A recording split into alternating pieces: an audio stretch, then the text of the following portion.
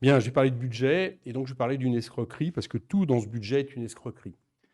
Escroquerie vis-à-vis du suffrage universel depuis juillet 2024 où des battus prétendent continuer à gouverner le pays. Escroquerie vis-à-vis de ces mêmes battus qui essayent d'installer des politiques comme s'ils étaient toujours majoritaires. Escroquerie sur la méthode, sur la façon de faire. On nous dit on va faire avec le Parlement. Ça se termine avec un 49-3 et une insulte récurrente de ceux qui, dans les oppositions, continuent à exercer leur droit d'opposition. On nous a traités de traîtres, de tireurs couchés, de saboteurs, etc. Ce qui, dans le contexte international, quand même, laisse plus qu'à désirer. Escroquerie sur la manière de présenter la loi spéciale qui a été présentée comme à peine une rustine, alors que, je le répète, tout dans la loi spéciale permet d'avoir un budget, non pas pour une année certes, mais pour quelques mois suffisamment en tout cas pour organiser des nouvelles élections et avoir un budget par la suite. Escroquerie depuis une semaine sur les ordonnances où on a laissé penser qu'elles pouvaient tomber certainement de façon à rendre supportable le 49.3 et à permettre au groupe socialiste ainsi de ne pas se déjuger.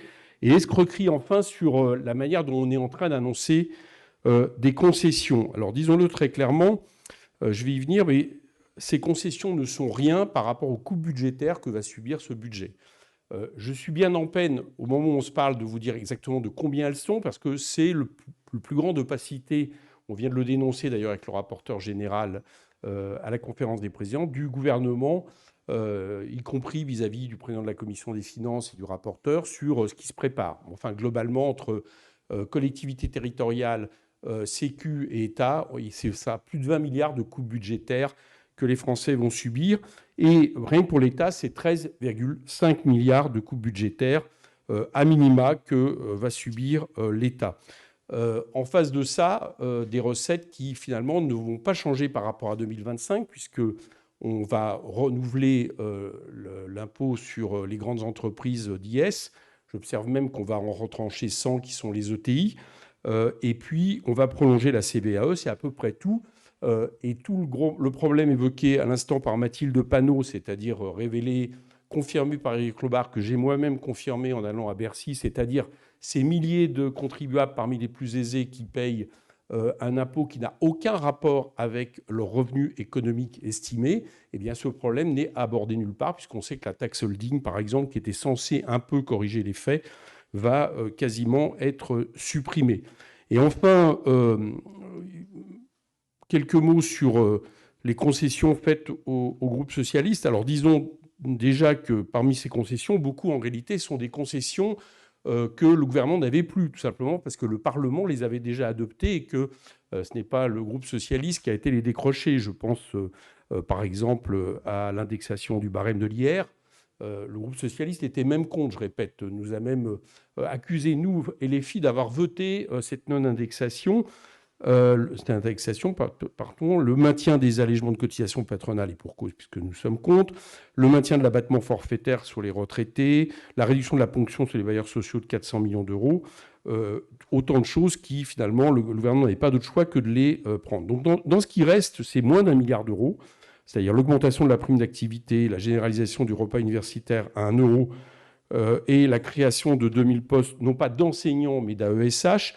Et notons que si on prend ces trois thèmes, on s'aperçoit que les coûts budgétaires sur les mêmes secteurs sont largement supérieurs à ce que va rapporter ces quelques concessions. Je prends par exemple le repas à 1 euro, 80 millions d'euros.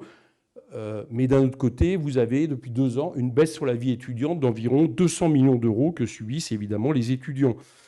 Et on sait que le logement Crous, par exemple, il y a à peu près 7% d'étudiants qui, aujourd'hui, seulement ont un logement par rapport à la liste d'attente.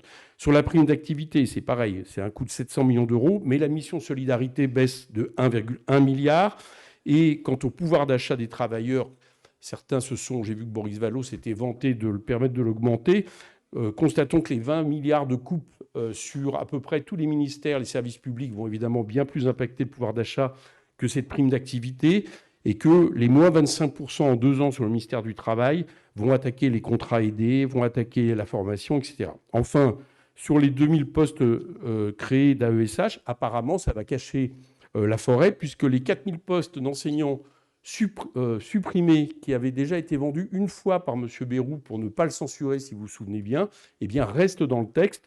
Et donc, on va créer 2000 postes à ESH, qui sont, vous le savez, des emplois qui ne sont pas des fonctionnaires, qui sont des emplois formels payés, précaires, et en plus de ça, qui du coup ne trouvent pas preneur. Donc tout ça est évidemment des concessions et quelques miettes largement insuffisantes par rapport à l'ampleur du budget qui reste marqué par l'austérité, des coupes budgétaires, et donc qui ne change pas d'un iota, raison pour lesquelles, évidemment, on va le censurer.